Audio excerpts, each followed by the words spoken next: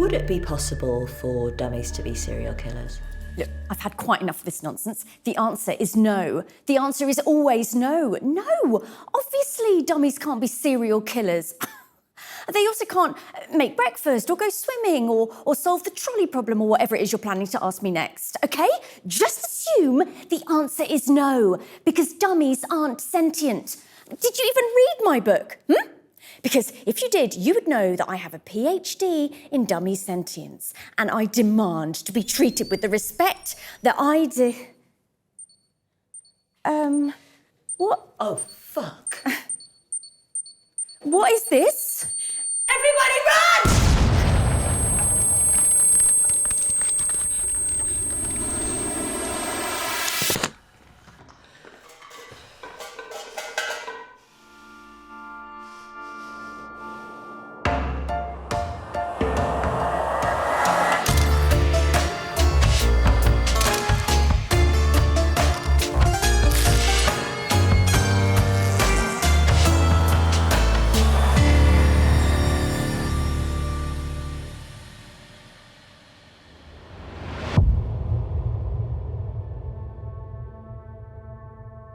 Before Darren died, he did admit that he took fungo from Keith's dressing room, like you said, but... But now he's dead. And I'm the only one who knew he had fungo, so it must be me, yes? He said you snuck off during the first half of Keith's show. Before him. Where did you go?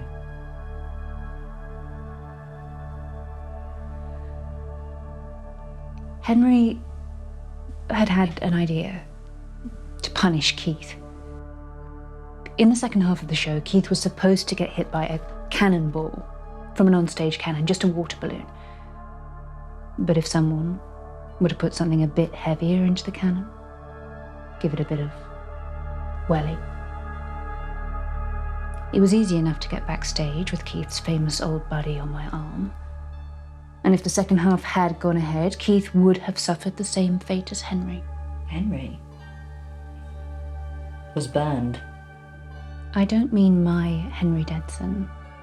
I mean Keith's dead son, Henry. Bam! Right in Henry's coconut. Chunks everywhere. I put Henry into the cannon. It would have been a good callback to how they met. Keith kills Henry, Henry kills Keith. When I realised what Darren had done, I rescued Henry, and we got out before the police had finished queuing for their ice creams. That's quite a theatrical way to kill someone. Wanting an audience, witnesses, just like... Fungo? I know what you're driving at, Miss Farrago. I knew Darren secretly had fungo hidden all these years, and someone took fungo from Darren. And whoever has fungo is pretending the doll's behind these murders. If you really want to know who the killer is, how would you like an exclusive interview with me? Impressions were never my thing, darling. That isn't me. Sorry. You have every Keith and Fungo archive recording. You could have easily edited something together. You already admitted you tried to kill Keith. Annabelle tried to kill Keith. And whoever has Fungo now inherits all of Keith's wealth, right? So? So, is Fungo in that box? Wanna look? Yeah. Sorry to hear about Darren. He bought a lot of our merchandise. The killer clearly wants you to stop making your documentary. What happens when you're the only one left? If Fungo wants people dead, perhaps he feels the same way my Henry did. Sick of being treated like an object, tired of being someone else's puppet. I confess, I killed everyone. There you go. I admitted it on TV. Documentary over. So, if you could just give the police a quick ring for me, tell them that I'm really dangerous and that they should lock me up on a remote island or a sky prison. Just somewhere no evil dolls can get to me and murder me. Not that they would, because it was me killing everyone the whole time. Sorry. Tom, how long have you been locked in your panic bathroom? Oh, ever since Mum was killed. By me. But I'm not coming out. I've sealed the room. Tom, I don't think you killed anyone, but I don't think you were telling the truth about what happened in the dressing room. It was just fake blood. And he was alive and unstabbed. And we laughed about it. And he gave me a little forehead kiss. No, that was all true. Dad loved me. He loved me so much. Why would I lie about that? Do I really have to spell it out?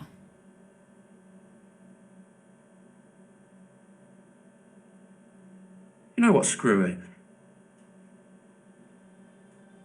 The first half of Dad's show had not gone well the night he died.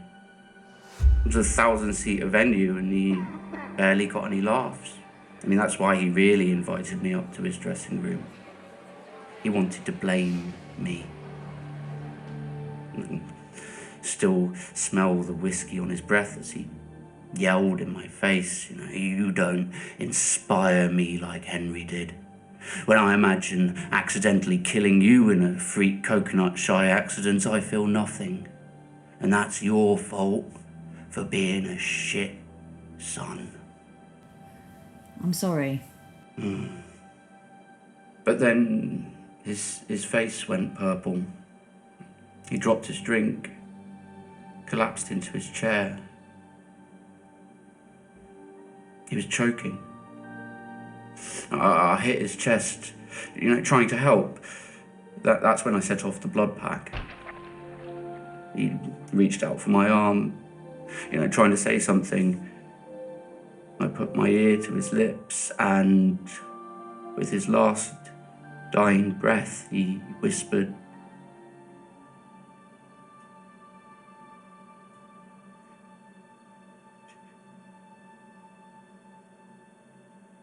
"Get your ugly ear out of my face, you revolting little spunk rag."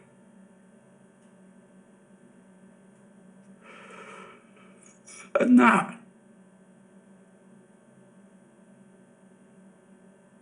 really hurt my feelings.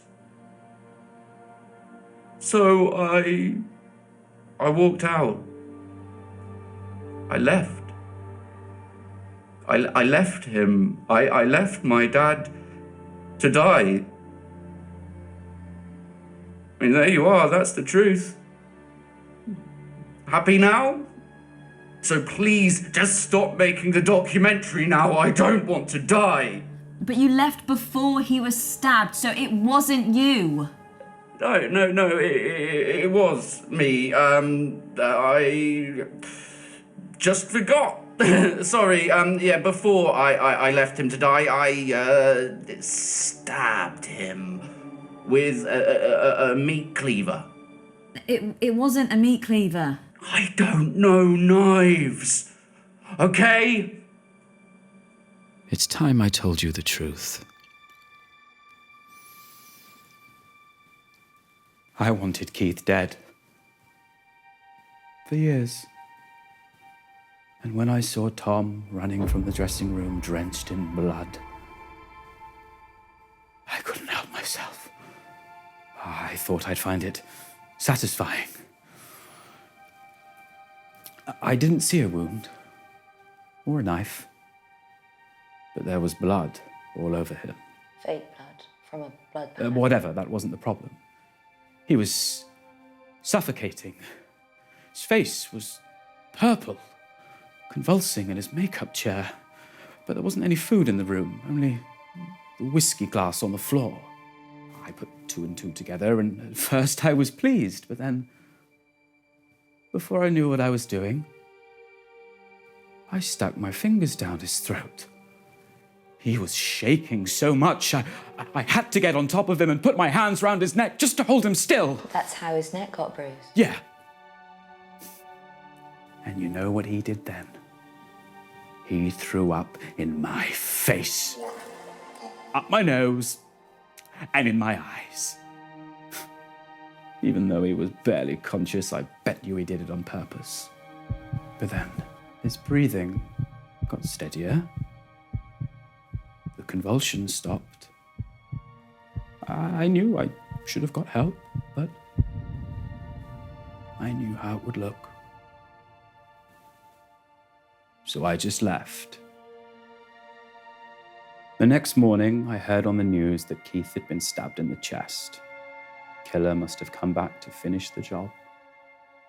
Why didn't you come forward? They don't tend to let you work as a human rights lawyer if you're a murder suspect. But that's when I knew I should change careers, because in that moment, even though I thought I wanted Keith dead, I couldn't actually let him die. Tom, look, I know this is scary, but it's not bungo. You know, it can't be. And if you keep telling people that it was you when it obviously isn't, then the real killer's still going to be out there. Well, if you find evidence that it wasn't me, which you won't because it was, but you should look just in case, then me and the real killer, who is me, can swap places in prison. I'm just going to freshen up whilst we wait for the pigs. Last chance for a while, right?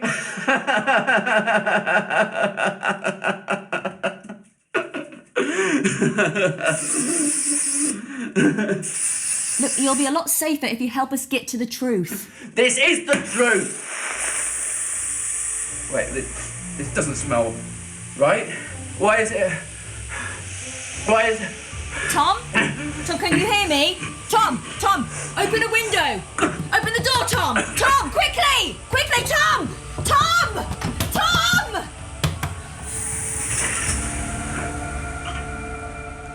Why are you saying all of this now? There's no point hiding it. Fungo's gonna kill me too. Right? No, Fungo's not going to kill you. It can't be Fungo. Whoever it is. There's one last thing I want. If you don't mind,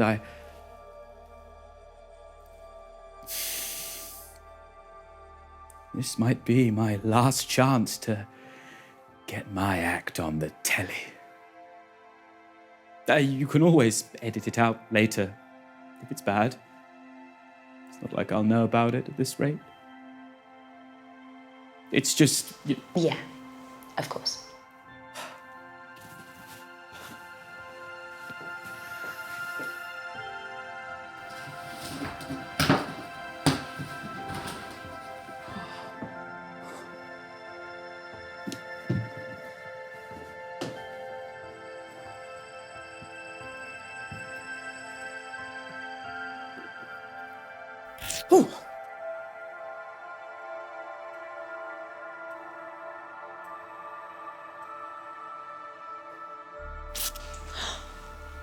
Told you. Oh my God, Dickie, let me call you an ambulance. Don't worry.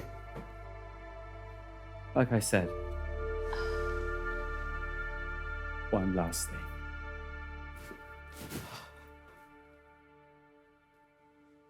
All right, Crumb, how was your nap? All right, Dickie. God, how long was I asleep? You look so old and tired. Your body's finally caught up with your jokes. We're gonna be on telly, Crumb. We are? Huh? That's exciting. What shall we perform? A skit?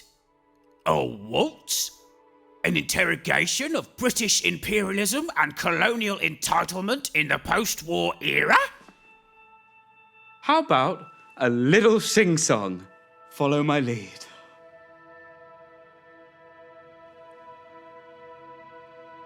There's no one on this planet crumb that I would rather see stabbed in the face and bollocks. Are you talking about me? Oh, wait, I guess you can't be, 'cause I don't have any balls, so you must be referring to... That's right, Keith Flapp, of course. Fuck him! He shouldn't be on the telly unless it's on the evening news. A man's been found sliced with an axe and shit smeared in his wounds. His furry teeth and noxious breath are just too much to bear. So strangle him instead, my friend. Let's get him off the air.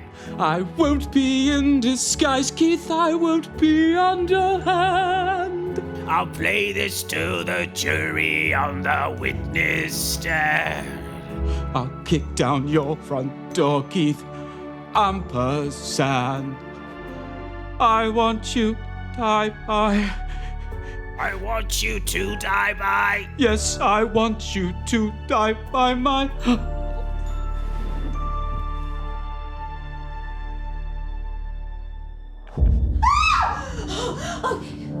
Rory, kill it!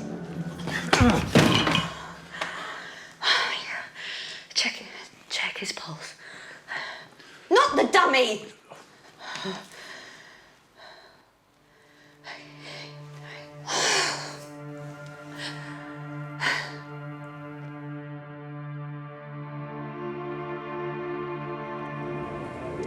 So, on behalf of all of us here at the Major Crimes Unit, we're delighted that you agreed to interview us for your final scene of the documentary. It's not the final scene. Oh, it is the final scene because DS Plank over here has geniusly deduced who has been killing everyone. You have, with what evidence? No evidence, just vibes. I'm so excited she's not even told me yet, so I'm like, ah. But there's a reason for that. For I have deduced that it has been you all along, DC Octagon. No way! Yeah. It's got to be. Wow. Yeah, Okay. Okay. I don't remember doing it, but okay. You're the better detective, so. You don't even remember doing your own crimes. That's the mark of a true psychopath. Okay, DC Octagon, I'm arresting you for the murders of Richard Prent, Malloy Mangle, Annabelle Flapp Delaney. What was the other one? Oh, Are you getting this on camera? Can you please just listen for a sec? Okay, so when Darren was killed, I received a call, supposedly from Fungo. He wants to set up an interview. So if you could come with me, bring backup, we can catch the actual killer in the act. Well, hopefully not in the act, because I think the act might be murdering me, so... Love, it can't be Fungo. Right, that's what I've been saying. It can't be Fungo, because in every murder mystery, the killer always has the biggest emotional impact on the detective. And DC Octagon here is my best friend in the whole world. Oh. Therefore, it has to be you. It obviously isn't him.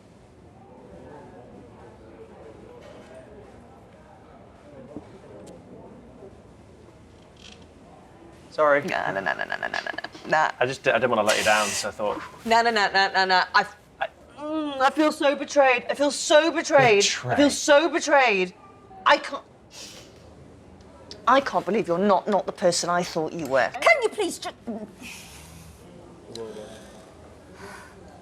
Fungo is just a dummy. It has to be someone else, like Susan Finangle. You know, she had the means, motive, and opportunity to kill Keith. And she's clearly mentally disturbed, and now she's grieving. Dead. Dead. Murdered. Ha! In your face. Plank was right, and you were wrong. Yeah, found her this morning. Someone had removed her jaw and put it back on her head to make it move like a dummy. No. Oh my fuck, you're definitely not meant to show me these or have these on your phone. All right, well, we know you're not technically in our Met Police WhatsApp group. Your job's with. Look, Madison Skirmish, you know, the agent, Maybe she left the poison gas for Tom, planted the poison needle for... No. She'd left the country before Susan had died. It can't be her. OK, well, what about Madame Puckerbrush? She's been saying lots of creepy stuff. Maybe she... No, if you could arrest people just for saying creepy stuff. Wait, why don't we do that? The world would be such a better place. Oh, my God, you're so smart.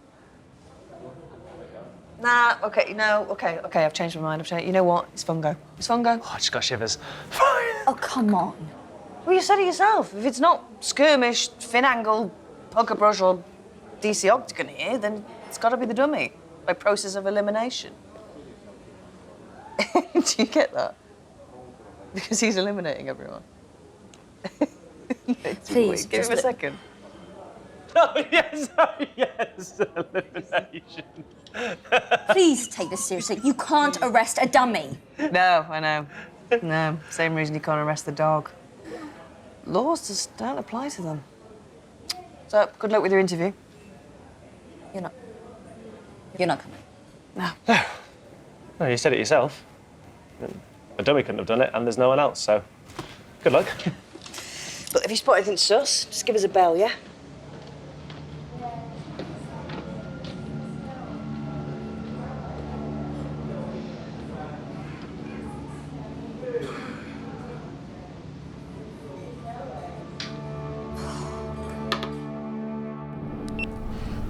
OK, so Bungo arranged for his interview to be at Puckerbrush's workshop, but the rest of my crew were nervous about getting murdered, so I'm doing it myself.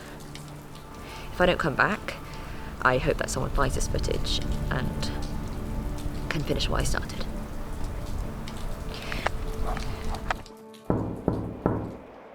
Miss Puckerbrush, it's Esther.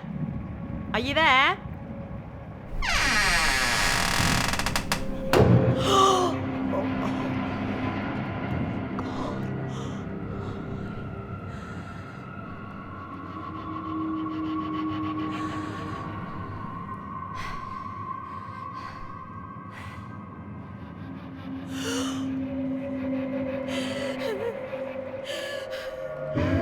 Esther Farrago!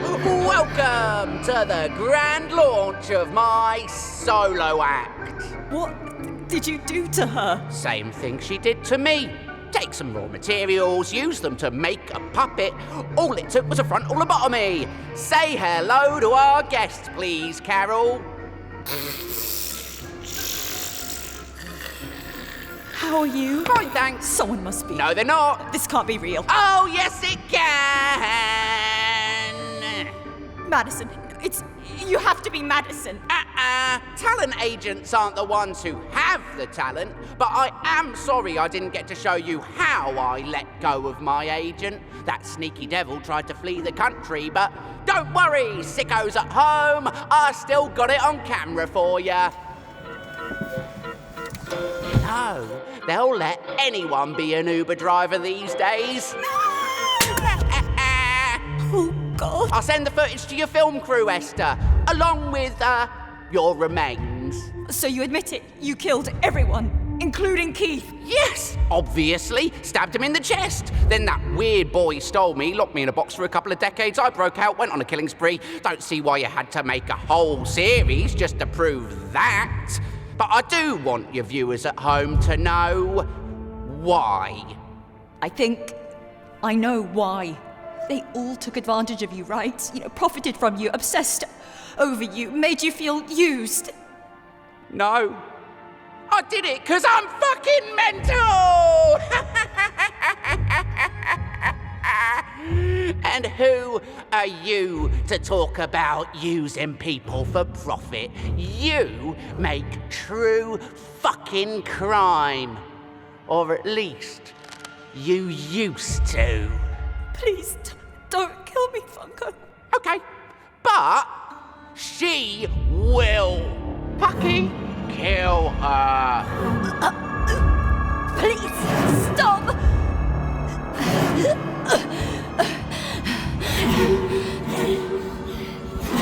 Oh, come on!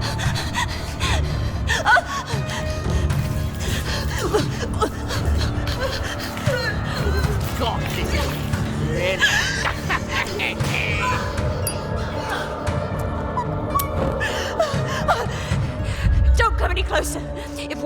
spear could kill Henry, it could kill you too! You don't have the guts, but that's okay. Saves me having to hollow them out later.